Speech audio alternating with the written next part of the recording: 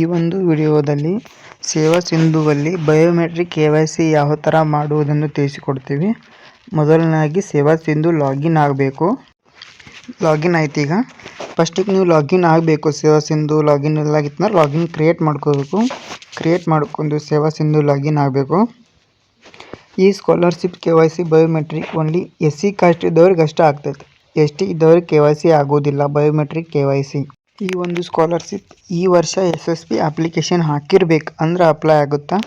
Next apply for services ಐತಲ್ಲ ಅಲ್ಲಿ click ಮಾಡ್ಕೋಬೇಕು. ವ್ಯೂ ಆಲ್ ಅವೈಲೇಬಲ್ ಸರ್ವಿಸಸ್ ಐತಲ್ಲ ಅಲ್ಲಿ ಕ್ಲಿಕ್ ಮಾಡ್ಕೋಬೇಕು. ಇಲ್ಲೆಲ್ಲ ಸರ್ವಿಸಸ್ ಬಂದು ಭಾಳ ಇರ್ತಾವೆ. ಅಲ್ಲಿ ಸೈಡ್ಗೆ ಬಯೋಮೆಟ್ರಿಕ್ KYC ಅಂತ ಇರ್ತದಲ್ಲ ಅದನ್ನ ಕ್ಲಿಕ್ ಮಾಡ್ಕೋಬೇಕು. ಆಮೇಲೆ ಇಲ್ಲಿ ಬರ್ತೈತಿ ಸಮಾಜ ಕಲ್ಯಾಣ ಇಲಾಖೆ. ಇಲ್ಲಿ biometric KYC scholarship scheme for social welfare department ಅಂತ ಆಯ್ತಲ್ಲ ಈ ಥರ ಬರಬೇಕು. ನೆಕ್ಸ್ಟ್ ಏನು ಮಾಡಬೇಕು, ಇಲ್ಲಿ ಬರ್ತಂದ್ರೆ ಆಮೇಲೆ ಇಲ್ಲಿ ಎಲ್ಲ ಡೀಟೇಲ್ಸ್ ಐತಿ.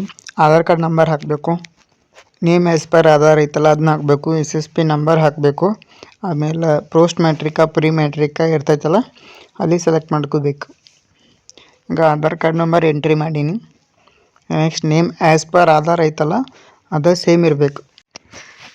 ಇಲ್ಲಿ SSP ID ಹಾಕಬೇಕು.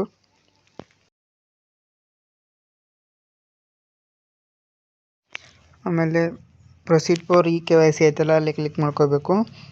ಇಲ್ಲಿ ಆಧಾರ್ ಕಾರ್ಡ್ ನಂಬರ್ ಎಂಟ್ರಿ ಮಾಡಬೇಕು. ಯಾರ್ದು KYC ಮಾಡೋರು ಇರ್ತಾರಲ್ಲ ಅವ್ರು ಆಧಾರ್ ಕಾರ್ಡ್ ನಂಬರ್ ಎಂಟ್ರಿ ಮಾಡಬೇಕು. ಆಧಾರ್ ಕಾರ್ಡ್ ನಂಬರ್ ಎಂಟ್ರಿ ಆದಮೇಲೆ ಚೆಕ್ ಬಾಕ್ಸ್ ಇರ್ತೈತಲ್ಲ ಚೆಕ್ ಬಾಕ್ಸ್ ಮೇಲೆ ಕ್ಲಿಕ್ ಮಾಡ್ಕೋಬೇಕು. ಆಮೇಲೆ ಫಿಂಗರ್ ಪ್ರಿಂಟ್ ಐತಲ್ಲ ಅಲ್ಲಿ ಫಿಂಗರ್ ಪ್ರಿಂಟ್ ಕ್ಲಿಕ್ ಮಾಡ್ಕೋಬೇಕು.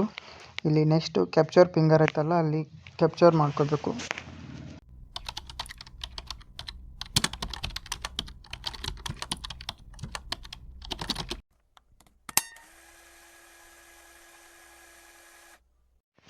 KYC ಮಾಡಲಿಲ್ಲ ಅಂದ್ರೆ SSP ಅಮೌಂಟ್ ಬರೋದಿಲ್ಲ.